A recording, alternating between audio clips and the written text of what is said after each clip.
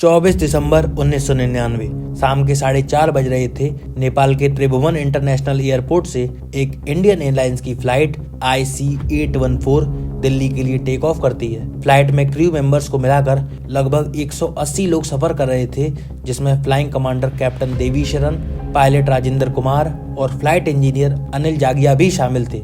जैसे ही flight 35,000 feet की ऊंचाई पर पहुंची एंड नेपाल बॉर्डर को क्रॉस किया, तभी अचानक से 5 मास्क पहने लोग हथियारों से लैस खड़े हुए और कहते हैं ये प्लेन हाईजैक हो चुका है। प्लेन में चारों ओर बॉम्ब लगा दिए गए हैं। इनमें से एक हाईजैकर, जिसका कोड नेम चीफ था, अपनी पिस्टल लेकर कॉकपिट के अंदर घुसा और कैप्टन देवी शरण को गन पॉइंट पर ले लिया। एंड उनके प्लान के अकॉर्डिंग बाकी के हाईजैकर्स पैसेंजर को धमका रहे थे, मार रहे थे एंड लोगों को कुछ भी समझ नहीं आ रहा था कि आखिर ये हो क्या रहा है। तभी एक हाईजैकर ने कैप्टन देवी शरण को बताया कि प्लेन को वेस्ट की तरफ ले चलो, मींस लाहौर पाकिस्तान की तरफ। कैप्टन ने हाईजैकर को समझाने की कोशिश की कि प्लेन में इतना फ्यूल नहीं है कि इसे लाहौर ले जाया जा सके, बट हाईजैकर्स कुछ भी सुनने को तैयार नहीं थे। एंड जैसे ही प्लेन पाकिस्तान एयर स्पेस में पहुंचता है, पाकिस्तान एयर ट्रैफिक कंट्रोल ने प्लेन को लैंड कराने की परमिशन को रिफ्यूज कर दिया। पैसेंजर्स बहुत ही ज्यादा डरे हुए थे। उन्हें नहीं समझ आ रहा था कि उनके साथ आखिर क्या होने वाला है। अब तक फ्लाइट को हाईजैक हुए लगभग 1.5 घंटा हो चुका था, लेकिन अभी तक इंडियन एविएशन के ऑफिसर्स को इस बारे में कोई भी जानकारी नहीं थी। फिर शाम 6 बजे कैप्टन देवी शरण का मैसेज इंडियन गवर्नमेंट तक पहुंचता है कि हमारा प्लेन हाईजैक हो चुका है एंड सिर्फ आधे घंटे तक का ही फ्यूल बचा है। दैट्स वाई हमें लाहौर में लैंड कराने की परमिशन दिलवाएं, नहीं तो हम सब मारे जाएंगे। उस समय इंडिया में अटल बिहारी वाजपेयी जी की सरकार थी एंड ये खबर आग की तरह फैल गई और पूरे देश में हड़कंप मच गया। वहीं प्लेन का फ्यूल धीरे धीरे खत्म हो रहा था, जिसके चलते हाईजैकर्स को कैप्टन देवी शरण की बात माननी पड़ी कि प्लेन को रिफ्यूल कराने के लिए इंडिया में ही लैंड कराना होगा। एंड ये वो मोमेंट था जो इंडियन अथॉरिटीज चाहती थी, जिसकी वजह से इंडिया के पास एक अपर हैंड या कह सकती हैं एक एडवांटेजियस पोजीशन थी कि अब इंडियन अथॉरिटीज इजीली प्लेन को अपने कंट्रोल में ले सकते हैं। बट रियलिटी में इस बीच इतनी गलतियां हुई, इतना कम्युनिकेशन गैप रहा, जो कि बाद में एक हिस्टोरिक ब्लंडर बन गया। दरअसल 7:01 पर फ्लाइट को उनके सबसे नजदीकी एयरपोर्ट जो कि अमृतसर में था लैंड कराया गया और इमीडिएटली रिक्वेस्ट की गई कि फ्लाइट में फ्यूलिंग की जाए। बट गवर्नमेंट चाहती थी कि फ्यूल डालने में जितना हो सके उतना डिले किया जाए, जिससे कि प्लेन ज्यादा से ज्यादा देर तक अमृतसर एयरपोर्ट पर खड़ा रहे, ताकि कुछ प्लान या कोई ऑपरेशन करने का वक्त मिल सके। टाइम बीतता रहा और लगभग 7:50 पर कैप्टन देवी शरण ATC means air traffic control को अगेन कॉन्ट्रैक्ट करते हैं और उन्हें बताते हैं कि हाईजैकर्स पैनिक हो रहे हैं एंड उन्होंने लोगों को मारना स्टार्ट कर दिया है। सो जितना जल्दी हो सके प्लेन को रिफ्यूल किया जाए ताकि एडिशनल डेथ्स को प्रिवेंट किया जा सके। अब 7:55 पर लोकल पंजाब पुलिस कमांडोज को स्टैंड बाई पर रखा जाता है एंड फ्यूल रिलोडिंग वाले व्हीकल के लोगों के साथ मिक्स कर दिया गया, इस इंटेंशन के साथ कि प्लेन के टायर्स को डिफ्लेट या कह सकते हैं पंक्चर कर दिया जाता, जिससे कि प्लेन दोबारा टेक ऑफ ना कर पाए। साथ ही एक फ्यूल टैंकर रनवे पर भेजा जाता है, जिससे कि वो प्लेन के रास्ते को ब्लॉक कर दे। बट ड्राइवर टैंकर को इतनी ज़्यादा स्पीड से ले जा रहा था, तब ATC टैंकर के ड्राइवर को ऑर्डर देती है कि टैंकर को स्लो और एक समान स्पीड से ले जाया जाए ताकि हाईजैकर्स को शक ना हो। बट कुछ मिसकम्युनिकेशन के चलते ड्राइवर ने टैंकर को अचानक वहीं रोक दिया, जिससे हाईजैकर्स को शक हो जाता है एंड हाईजैकर कैप्टन शरण को गन पॉइंट पर रखकर ऑर्डर देते हैं कि तुरंत यहाँ से टेक ऑफ करो। लगभग 8 बजे प्लेन अमृतसर से टेक ऑफ करता है एंड साथ ही कैप्टन शरण ATC को अनाउंस करते हैं कि we are all dying. Flight की टेक ऑफ के जस्ट बाद इंडियन स्पेशल फोर्सेस के commandos and unit of NSG airport पर पहुंचते हैं, बट अब कोई फायदा नहीं था बिकॉज फ्लाइट टेक ऑफ कर चुकी थी। बाद की कुछ इन्फॉर्मेशन से ये रिवील हुआ कि x raw chief AS Dulat ने क्यों प्लेन को जाने दिया और क्यों कोई कमांडो ऑपरेशन नहीं किया गया प्लेन को कंट्रोल में लेने के लिए। दरअसल रॉ के एक ऑफिसर उसी हाईजैक्ट प्लेन में बैठे थे, जो कि उस समय के प्राइम मिनिस्टर के सेक्रेटरी के साले थे एंड वो चाहते थे प्लेन टेक ऑफ होने दिया जाए, जिससे कि उनके ब्रदर इन लॉ की सेफ्टी बनी रहे।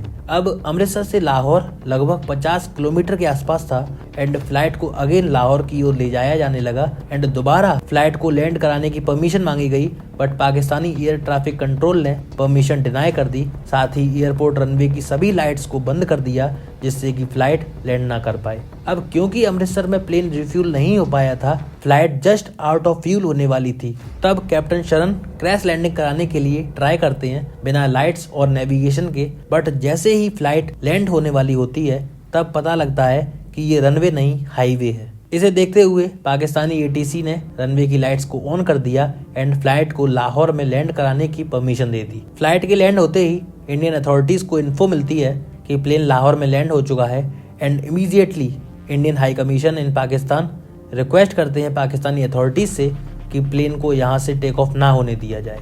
इसका रेस्पॉन्स करते हुए पाकिस्तानी फोर्सेस ने रनवे की लाइट्स फिर से बंद कर दी ताकि प्लेन रिफ्यूलिंग के बाद यहाँ से डिपार्चर ना हो पाए। साथ ही स्पेशल फोर्सेस कमांडोज ने प्लेन को चारों ओर से घेर लिया। इसके बाद पाकिस्तानी अथॉरिटीज ने नेगोशिएट करने का भी ट्राई किया हाईजैकर्स से ताकि वो महिलाओं और बच्चों को रिलीज कर दें, but hijackers denied all these negotiations and किसी भी तरह वो रनवे से टेक ऑफ करने में कामयाब हो गए। लाहौर से टेक ऑफ करने के बाद प्लेन काबुल से होते हुए ओमान तक गया, बट हाईजैकर्स को कहीं भी लैंड कराने की परमिशन नहीं मिली। आखिरकार 25 दिसंबर 1999 को सुबह 3 बजे प्लेन दुबई के अल मिनहाद एयरबेस में लैंड हुआ एंड यहाँ दोबारा फ्यूल भरे जाने के बदले 27 पैसेंजर्स को रिलीज करने का समझौता हुआ। रिलीज हुए लोगों में ज्यादातर बीमार, बुढ़े, महिलाएं और बच्चे थे। साथ ही 25 साल के रुपिन कटियाल भी थे जो कि बहुत ही ज़्यादा इंजर्ड थे बिकॉज उनके कई बार चाकू से स्टैब किया गया था। उनकी हालत इतनी गंभीर थी कि फ्लाइट की अल मिनहाद एयरबेस से टेक ऑफ होने से पहले ही रुपिन कतियाल की डेथ हो गई। इसके बाद फ्लाइट सीधा कांधार अफगानिस्तान में लैंड करती है जहां उस समय तालिबान का कब्जा था। साथ ही Taliban authorities India and hijackers के बीच में मीडिएटर्स का काम करती है जो कि इंडिया को पहले लगा था बिकॉज इंडिया ने कभी भी तालिबान समुदाय को रिकॉग्नाइज नहीं किया, जिसकी वजह से वहाँ कोई इंडियन हाई कमीशन था ही नहीं। साथ ही तालिबान की इंटेंशन पर भी शक होने लगा था जब इनके फाइटर्स ने प्लेन को चारों ओर से घेर लिया एंड तालिबानी ऐसा दिखा रहे थे कि इनके सोल्जर्स यहाँ डिप्लॉयड हैं ताकि हाईजैकर्स किसी भी पैसेंजर को कुछ ना करें।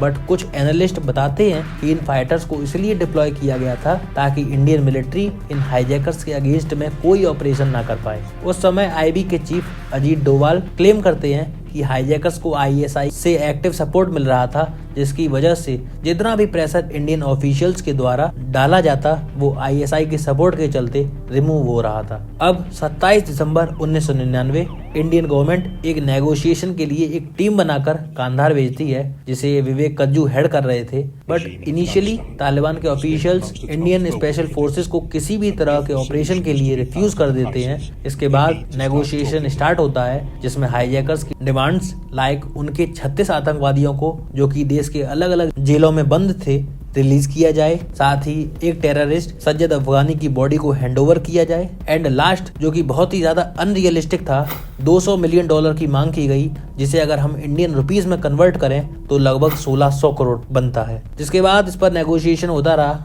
एंड फाइनली 36 आतंकवादियों की जगह 3 प्रिजनर्स को रिहा करने की मांग की जाती है। पहला मौलाना मसूद अजहर जो कि हरकत उल मुजाहिदीन के मुखिया थे, दूसरा उमार शेख जो कि दिल्ली के तिहाड़ जेल में बंद थे और तीसरा मुश्ताक जरगर जिस पर लगभग 40 से भी ज्यादा हत्याओं का आरोप था। अब इन मांगों को कंसीडर किया जाता है और 31 दिसंबर को पूर्व विदेश मंत्री जसवंत सिंह इन तीनों आतंकवादियों को लेकर खुद कांधार पहुंचते हैं एंड जैसा कि नेगोशिएशन हुआ था अब एक एक करके क्रू मेंबर्स और पैसेंजर प्लेन से उतरना शुरू कर देते हैं। कोई खून से लथपथ था, किसी की बहुत सी चोटें आई थी, बट गनीमत ये थी कि सभी जिंदा थे। इसके रेस्पॉन्स में इंडियन अथॉरिटीज ये एक्सपेक्ट कर रही थी कि अब तालिबानी ऑफिशियल्स हाईजैकर्स को अरेस्ट कर लेंगे, बट इंस्टीड ऑफ अरेस्टिंग तालिबानी ऑफिशियल्स अपनी गाड़ी में हाईजैकर्स और रिहा हुए कैदियों को अफगानिस्तान पाकिस्तान बॉर्डर पर छोड़ आते हैं जिससे कि वो पाकिस्तान में जा सकें, जिसकी वजह से ये साफ समझ आ रहा था कि पाकिस्तान